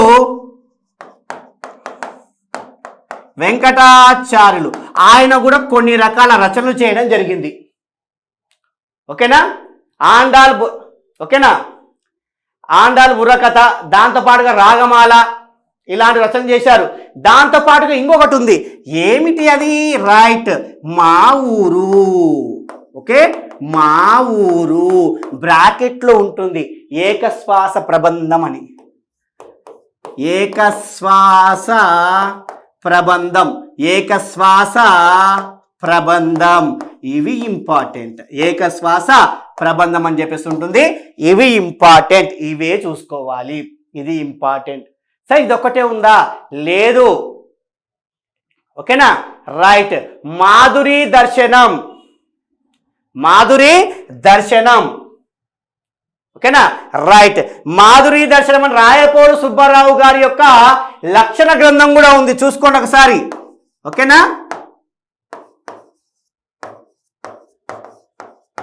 మాధురి దర్శనం అన్నది ఒక లక్షణ గ్రంథం. ఓకేనా? రైట్. 2 ఉంటాయి అందులో. మనకు ఒకటి మాధురి దర్శన లక్షణ గ్రంథం ఎవరు రాశారు ఇక్కడ? ఇది రాయప్రోలు సుబ్బారావు గారు ఎవరైతే ఉన్నారో ఆయన రాసినది ఇది. ఓకేనమ్మా? రైట్. ఓకే, శ్రీలు పొంగిన జీవగడ్డ ఆ పాఠ్యాంశాన్ని రాసిన వ్యక్తి రాయప్రోలు సుబ్బారావు గారు. మాధురి దర్శనం అన్నది ఒక లక్షణ గ్రంథం. ఈ లక్షణ గ్రంథాలు బ్రాకెట్లో ఉన్నది. ఏకశ్వాస ప్రబంధం అన్నది బ్రాకెట్లో ఉన్నదే, జీవితం అన్నది బ్రాకెట్లో ఉన్నదే. ఓకేనా, ఈ రైతు బిడ్డ బుర్ర కథల సంపుటి అన్నది కూడా బ్రాకెట్లో ఉన్నదే. ఇవే చూసుకోవాలి. Okay right. ఓకే అమ్మా, ఇప్పుడు ఇది ఓకే ఉంది. మరి ఖండకావ్యం అన్నాం కదా, ఖండకావ్యాలు నా పాఠాలు విన్నవాళ్ళు, వీడియోస్ విన్నవాళ్ళు నేను గుచ్చి చెప్తా, రెండు పాఠాల గురించి. ఏవవి? రైట్, ఖండకావ్యాలు కేవలం మనకి రెండే ఉన్నాయి. ఒకటి వర్షం, పల్లా దుర్గయ్య గారు రాసిన వర్షం, దాంతో పాటుగా శిల్పి 7వ పాఠ్యాంశం గుర్రం జాషువా గారు రాయడం జరిగింది. ఓకే, ఇవి రెండు మాత్రమే, మళ్ళీ ఎత్తున్నా, ఇవి రెండు మాత్రమే ఖండకావ్యాలు. ఇవి రెండు మాత్రమే ఏమిటి? ఖండకావ్యాలు. ఇవి రెండు మాత్రమే ఖండకావ్యాలు. చూసుకొని చెక్ చేసుకోండి మొత్తం అన్ని. ఓకే రైట్, ఖండకావ్య ప్రక్రియకు సంబంధించినవి వర్షం అండ్ శిల్పి, ఇవి మాత్రమే చూసుకోండి. ఓకే, ఇప్పుడు ఇక్కడ ఉన్న వాటిని అన్నిటి కూడా మనము వివరించడం జరిగింది. ఓకేనమ్మా రైట్. చెప్పిన విషయాలు అర్థమవుతున్నాయి కదా? రైట్, చెప్పిన విషయాలన్నీ కూడా చాలా జాగ్రత్తగా రాసుకునే ప్రయత్నం చేయండి. ప్రశ్నకు సమాధానం చాలా జాగ్రత్తగా గుర్తించండి. ఇలా మనం కంపేర్ చేసుకుంటూ చదివితే కన్ఫ్యూజ్ అవ్వడానికి ఛాయిస్ ఉందా? లేదు. కాబట్టి ఇలాంటివి ఏవైతే సిమిలర్గా ఉన్నాయో వాటన్నిటిని కూడా రాసుకునే ప్రయత్నం చేయాలి. నెక్స్ట్ ప్రశ్న చూద్దాం. ఇంకా ప్రసూనం అంటే మనకు తెలిసిందమ్మ, దానికి ఏం అర్థం లేదు, అర్థం ఇచ్చాడు. ప్రసూనం అంటే పువ్వు, పుష్పం. ప్రసూనం అంటే పువ్వు.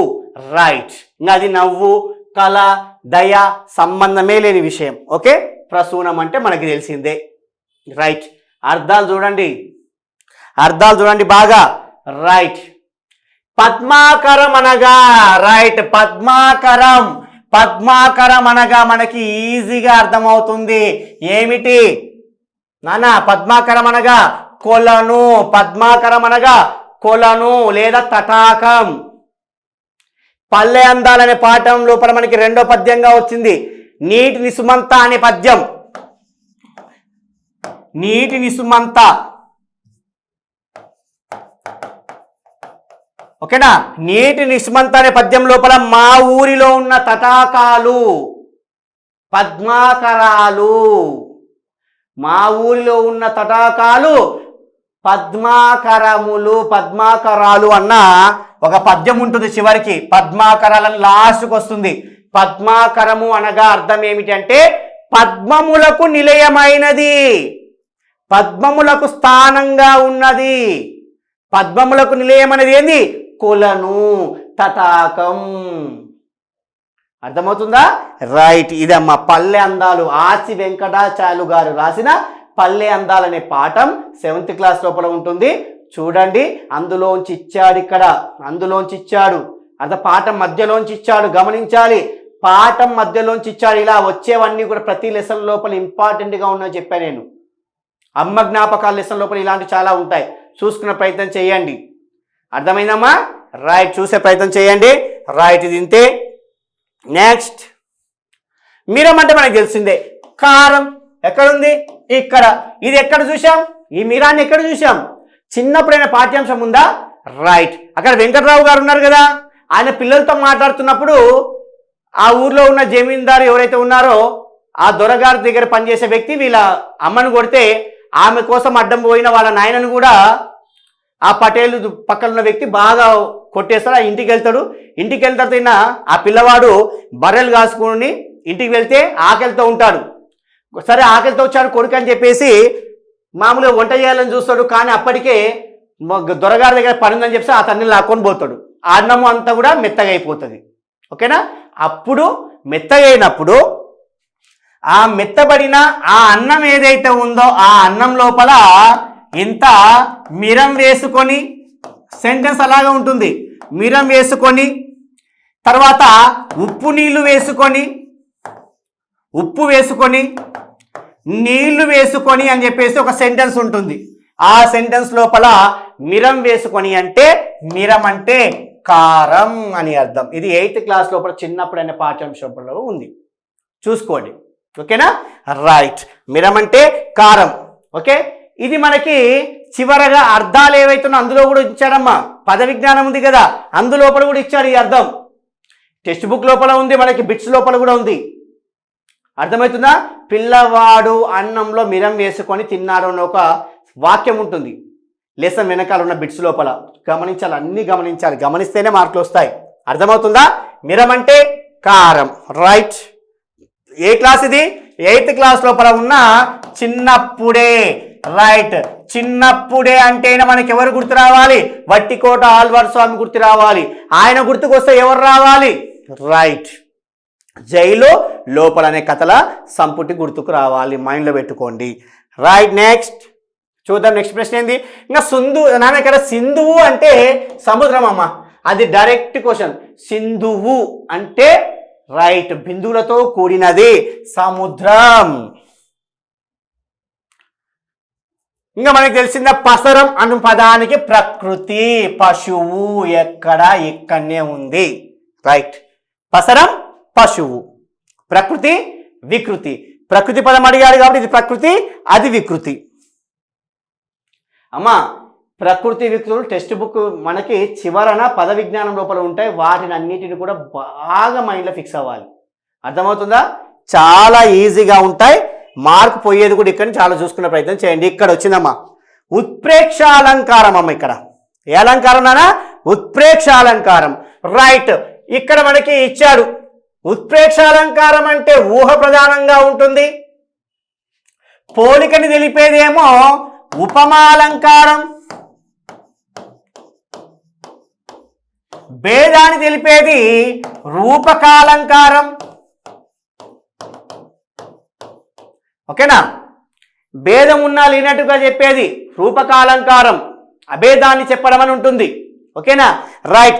ఇంకా ఉన్నాయి, చూసుకునే ప్రయత్నం చేద్దాం. ఉపమాలంకారం అయిపోయింది, ఉత్ప్రేక్ష అయిపోయింది, రూపక అయిపోయింది. మరి అతిశయోక్తి అలంకారం ఉంటుంది. అతిశయోక్తి అలంకారం దాని లక్షణం ఏమిటి? ఉన్నదానికంటే రాసుకోవాలి, ఇవన్నీ ఇంపార్టెంట్. ఓకేనా? ఉన్నదానికంటే ఎక్కువ చేసి చెప్పడం, ఎక్కువగా చేసి చెప్పడం. రాసే ప్రతి ఒక్క అంశం కూడా మీ పేపర్ మీద ఉండాలమ్మా, రివిజన్కి పనికి వస్తుంది, చూసుకునే ప్రయత్నం చేయండి. ఓకేనా? రైట్. అతిశయోక్తి అయిపోయింది. తర్వాత మనకి శ్లేషాలంకారం అని ఒకటి ఉంటుందమ్మా. శ్లేషాలంకారం, శ్లేషాలంకారం. ఓకే, ఇది నానార్థ ప్రధానం, నానార్థాలు కలిగినది.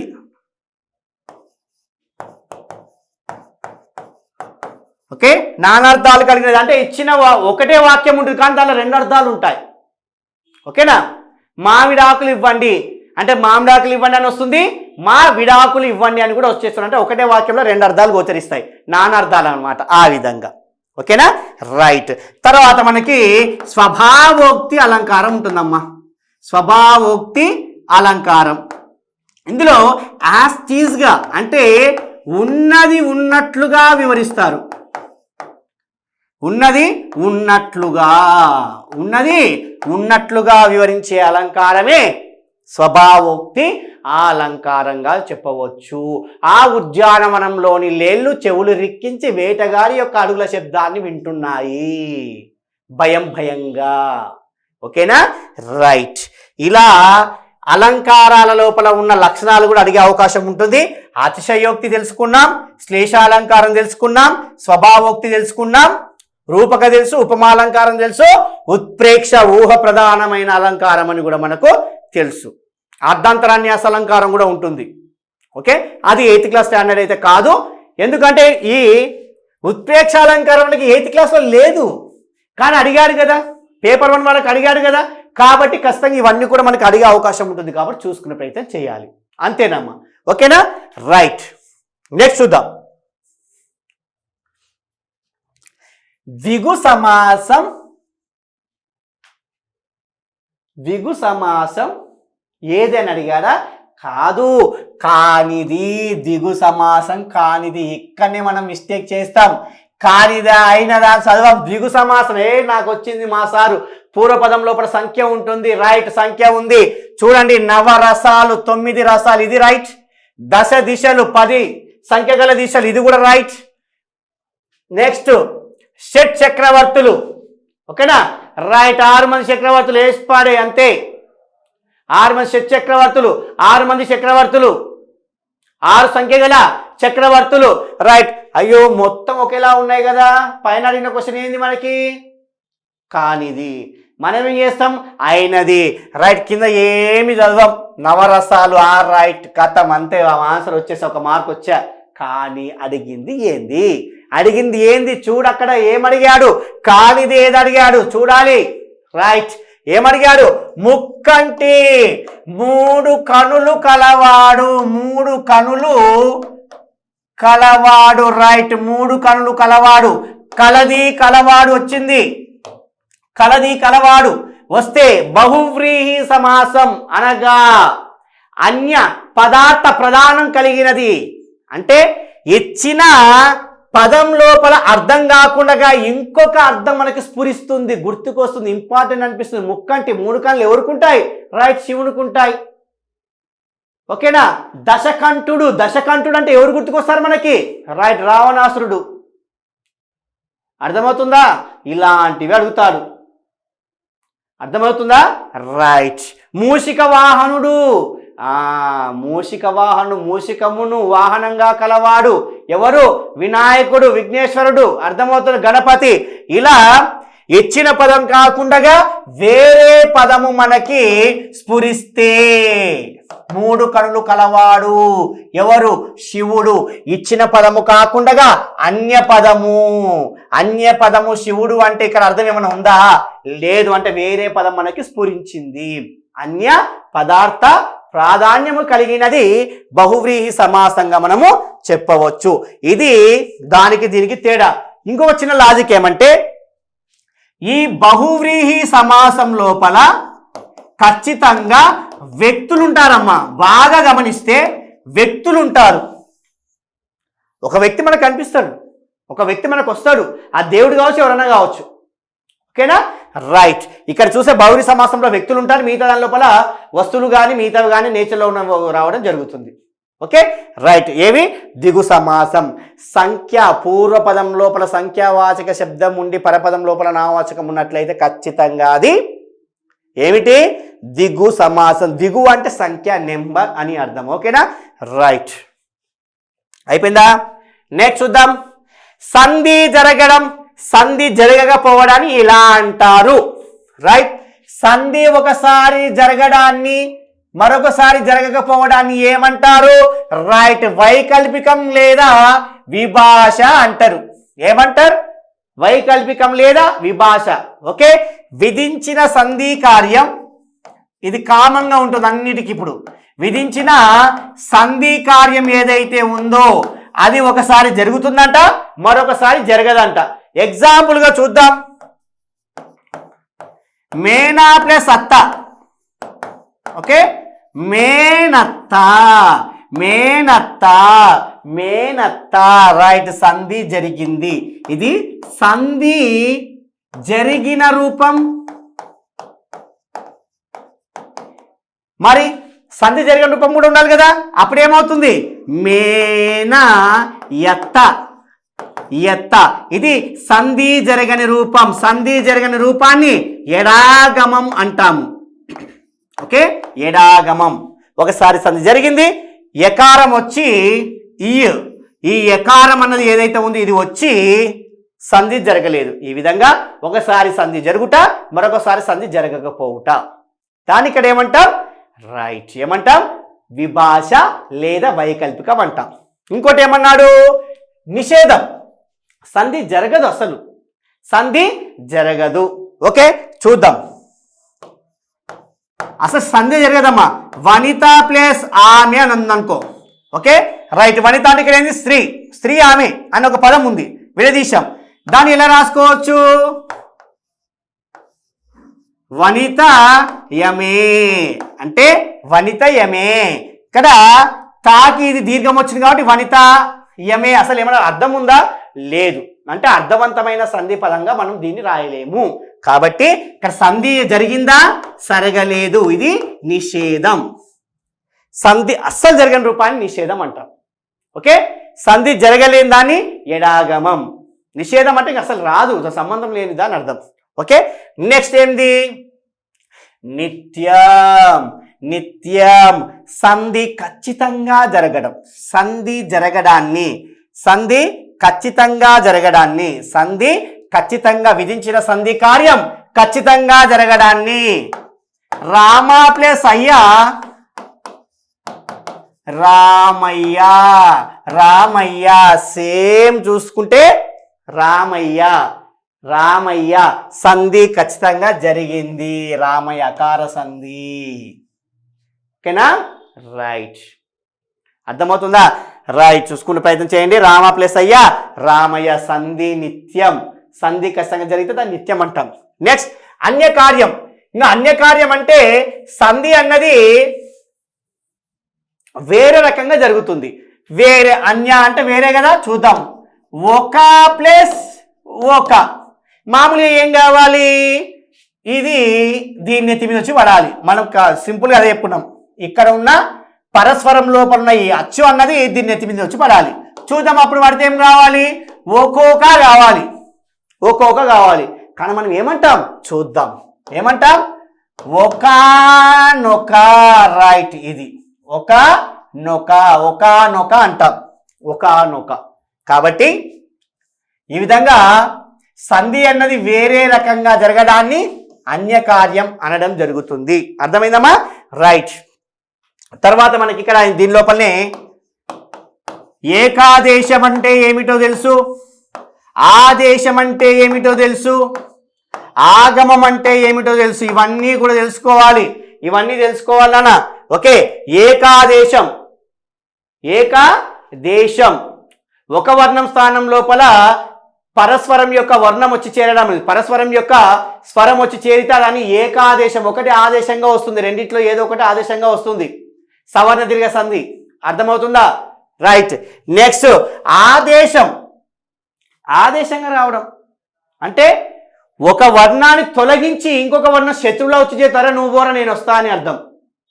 నువ్వో నేను వస్తా, నీకు నాకు సంబంధం లేదు, నువ్వు వెళ్ళిపో నేను వస్తా. ఓకేనా? రైట్.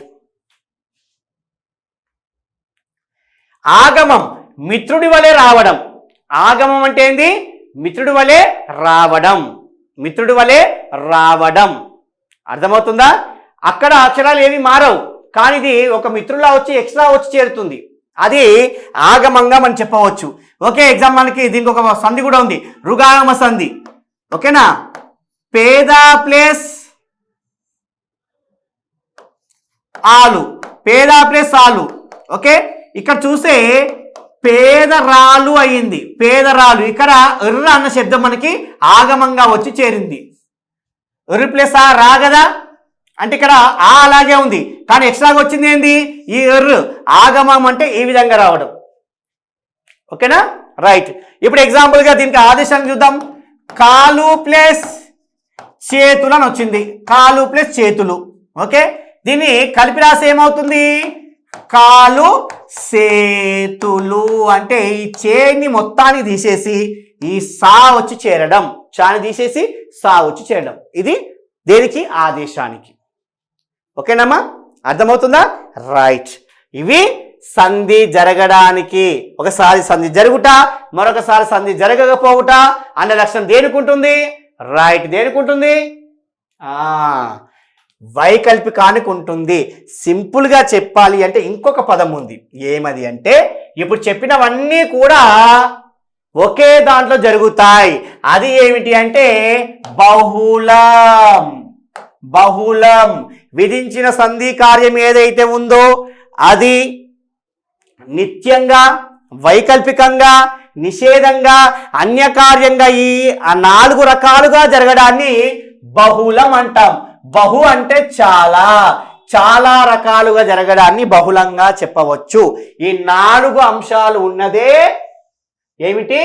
బహుళం. ఈ 4 అంశాలు విధించి సంధి కార్యాలలోపై 4 అంశాలు ఉంటే అదే బహుళంగా చెప్పవచ్చు. Okay right. నెక్స్ట్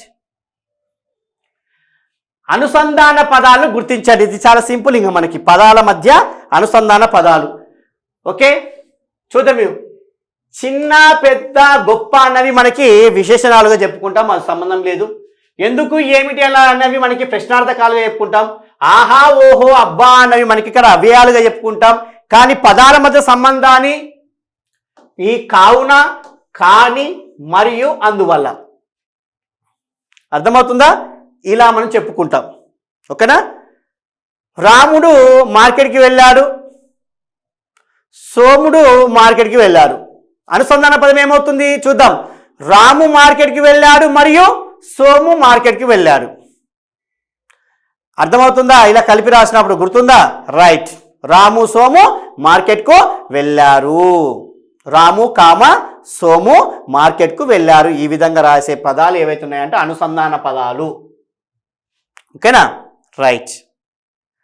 నేను బాగా చదివాను, అందువల్ల పరీక్షలు బాగా రాశాను. ఈ 2 వాక్యాలకు అనుసంధాన పదం ఇది. ఓకే. వర్షాలు పడ్డాయి కానీ పంటలు పండలేదు. అర్థమైందా? ఇలాంటివమ్మా. ఓకే, ఇవి అనుసంధాన పదాలు. పదాల మధ్య వాక్యాల మధ్య సంబంధాన్ని, పదాల మధ్య సంబంధాన్ని ఏర్పరిచే పదాలు. రైట్, అవి ఈజీగా గుర్తించవచ్చు. నెక్స్ట్ చూద్దాం. రసజ్ఞ ఛందస్సుకు సంబంధించిన పదం చూసే ప్రయత్నం చేద్దాం. రసజ్ఞ అన్నాడమ్మ ఇక్కడ. రసజ్ఞ. ఓకే, చాలా మంది మళ్ళీ చెప్తున్నా. ఓకే, ఈనా అన్నది ఈనా ఒత్తు, ఒత్తు పదం ఇది. అర్థమవుతుంది ఏంది ఇక్కడ? ఒత్తు. ఈనా అన్నది ఇక్కడ ఏంది? ఒత్తు. ఒత్తు వచ్చేది ఇది. ఇది ఒకటిసారి అక్షరమా? కాదు. ఇక్కడ దీన్ని మనం ఇక్కడ ఏమనొచ్చు? సంయుక్తాక్షరం అనవచ్చు. ఏమనొచ్చు? రైట్, సంయుక్తాక్షరం. ఓకేనా? అప్పుడు మనకి ఛందస్సు లోపల నియమాలేది? లఘు గురువులను గుర్తించుట. సంయుక్తాక్షరానికి ముందున్నవి గురువులు, ద్విత్వాక్షరాలకి ముందున్నవి గురువులు. ఓకే, ఇప్పుడు సంయుక్తాక్షరానికి ముందున్నది ఏం కావాలి? గురువు కావాలి. కాబట్టి ఇది గురువు అవుతుంది. అప్పుడు ఇక్కడ ఎలాంటి దీర్ఘం లేదు కాబట్టి ఇది లఘువు అవుతుంది. దీనికి ఏమైనా దీర్ఘం ఉందా? లేదు, తలకట్టే ఉంది కాబట్టి లఘువు అవుతుంది. ఇవి 2 ఉన్నది ఏంది? లఘువు, గురువు. లఘువు ఉన్నది ఏంది ఇక్కడ? ఇది. కాబట్టి ఇది సమాధానంగా చెప్పవచ్చు. అర్థమవుతుందా? మీకు కొన్ని రుత్వంతో ఉన్న పదాలు కూడా ఉంటాయి. అర్థమవుతుందా? చూసుకోవాలి. ఓకే, ఇప్పుడు ఎగ్జాంపుల్లో చూద్దాం అబ్బా. ఓకే, మృదుత్వం అని ఉంది. మృదుత్వం. ఓకే, ఇక్కడ మనకి చూడండి, ఇది లఘు అవుతుంది. ఎందుకంటే మృ అన్నది రూకి గుణింతం. ఇది రుత్వం కాబట్టి ఇది ఒత్తు కాదు. కాబట్టి దీన్ని మనము గురువుగా తీసుకుంటామా? దాని ముందర ఏదైనా ఉన్నా కూడా తీసుకోవడానికి అవకాశం లేదు. ఒకవేళ దీని అమృదుత్వం అని ఉందనుకో, ఇది గురువు అవుతుందా? గురువు అవుతుందా? ఇదేమైనా సంయుక్తాక్షరం, ద్విత్వాక్షరం. ఇదేమైనా ఒత్తు కాదు, గుణింతం. కాబట్టి దీనికి ముందున్నది ఎప్పుడు కూడా మనకి గురువు కానే కాదు. ఓకే, అప్పుడు ఎలా రాయవచ్చు చూడండి. ఇది లఘువే, ఇది లఘువే, ఇది మాత్రము గురువు అవుతుంది. ఎందుకు? ఇది సంయుక్తాక్షరం కాబట్టి దానికి ముందున్నది ఇది గురువు అవుతుంది. ఒకవేళ దీనికి 0 లేదు, 0 లేకుంటే లఘువు కావాలి. 0తో కూడి ఉంది కాబట్టి గురువు అవుతుంది. చెప్పే ప్రతి అంశాన్ని కూడా గుర్తుపెట్టుకోండి. చెప్పే వాక్యాన్ని, చెప్పే మాటల్ని అర్థం చేసుకునే ప్రయత్నం చేయండి. ఇక్కడ 0 ఉంది. 0తో కూడినవి, విసర్గతో కూడినవి, పొల్లుతో కూడినవి అన్నీ కూడా గురువులే. ఇక్కడ ఈ 0 లేకపోతే అది ఏమవుతుంది? లఘువు అవుతుంది. 0తో కలిసి ఉంది కాబట్టి ఇది మొత్తం ఏమవుతుంది? గురువు అవుతుంది. క్లియర్ అమ్మా? రైట్. మీకు 8th క్లాస్ అప్పుడు ఇవే ఇస్తాడు. మీకు మళ్ళీ చెప్తున్నా, వృత్తపద్యాల లక్షణాలు, జాతి లక్షణాలు, ఓకేనా, ఉపజాతి లక్షణాలు ఆ పాఠ్యాంశాల లోపల మీకు ఏవైతే ఇచ్చాడో వాటిని కోడ్ రూపంలో చెప్పా. ఛందస్సు మొత్తం కోడ్ రూపంలోనే చెప్పాను. చాలా ఈజీగా చెప్పాను. వాటిని చూసుకునే ప్రయత్నం చెయ్యండి. ప్రతి ఒక్కటి కూడా మనకి వీడియో లోపల ఇవ్వడం జరిగింది. ఒక్కసారి అర్థమవుతుందా? ఖచ్చితంగా మీకు మళ్ళీ చెప్తున్నా, నేను చెప్పే ప్రతి ఇక్కడ ఏవైతే మీకు ఈజీగా చెప్పబడినావో ప్రతి ఒక్క అంశం కూడా విత్ కోడ్తో సహా నేను గ్రామర్ని ఎక్స్ప్లెయిన్ చేయడం జరిగింది. అకార ఇకార ఉకార సందులకు కూడా చెప్పాను. అబ్బా ఉన్ని 20 రూపాయలు అని చెప్పి షార్ట్ కట్ లోపల, ఓకేనా. ఛందస్సు లోపల ఇంకా ఎక్కువ కోర్సుతో చెప్పాను. ఉభయలు చాన శామగడ్డపై మసాలా వేసుకొని తిన్నారు అని, ఓకేనా. సూర్యగణాలకు చెప్పాను, నగల సూర్యుడు అని చెప్పేసి, ఓకేనా. ఇంద్రగణాలకు చెప్పాను, ఓకేనా. ఇంద్ర సినిమాల భరత్ నల్ల నగలు చల్లబడ్డాయని చెప్పేసి కోడ్. ఇది చూడడానికి పెద్దగా ఉంటుంది కానీ విభజిస్తే మాత్రం ఒకసారి చూడండి వీడియో లోపల చాలా ఈజీగా ఉంటుంది. ఉత్పలమాలకు సంబంధించినవి, ఉత్పలమాల, చెంపకమాల, శార్దూలం, మత్తెబం, ఓకేనా. ఉమా ఉత్పలవాన మత్తెబానికి అక్షరాల సంఖ్య 20, ఏజ్ 24, అక్క చెల్లెలు అనుకుంటే అది కూడా షార్ట్గా చెప్పా. ఉమా 2 కౌల పిల్లలు, ఏజ్ 20 అంటే అక్షరాల సంఖ్య 20, ఓకేనా. చెంపకమాల అందరికంటే పెద్దది, ఏజ్ 21, అక్షరాల సంఖ్య 21, అందరికంటే చిన్నది శార్దూలం 19. ఇలా ప్రతి ఒక్క అంశాన్ని కూడా నేను చాలా ఈజీగా మీకు అందరికి అర్థమయ్యేటట్టుగా మనకి టెక్స్ట్ బుక్ లోపల ఉన్న అంశాలని చాలా క్లియర్గా వివరించడం జరిగింది. ఎక్కువగా సిలబస్ లోపల కూడా వెళ్ళలేదు. మీకు ఏది అవసరమో ఎంత అవసరమో అంతవరకే పరీక్ష లోపల అడిగే అంశాలు చెప్పడం జరిగింది. ఓకేనా? రైట్. మీకు ఖచ్చితంగా ప్రతి టెట్ పేపర్ని కూడా లైవ్ లోపల మీకు చెప్పే ప్రయత్నం చేస్తాము. మీ టెట్ మార్క్స్ని పెంచడానికి మా వంతు కృషి మేము ఖచ్చితంగా చేయడం జరుగుతుంది. వీడియోస్ అన్నీ కూడా బాగా చూడండి, అర్థమవుతుందా? టీజేఆర్ యాప్ లోపల తెలుగు వీడియోస్ అన్నీ ఉన్నాయి. వాటి లోపల మీకు ఏ అంశం పైన అనుమానం వస్తే ఆ అంశాన్ని మీరు చూసుకునే ప్రయత్నం చేయండి, ఓకేనా. నోట్స్ రాసుకోండి. ఇప్పుడు చెప్పినవన్నీ కూడా మీకు ముఖ్యమైన అంశాలే. వాటన్నిటిని కూడా సిమిలర్గా ఉన్న వాటన్నిటి కూడా రాయడం జరిగింది. వాటిని చూసుకునే ప్రయత్నం చేయండి నాన్న, ఓకేనా. రైట్. అందరికీ ధన్యవాదాలు.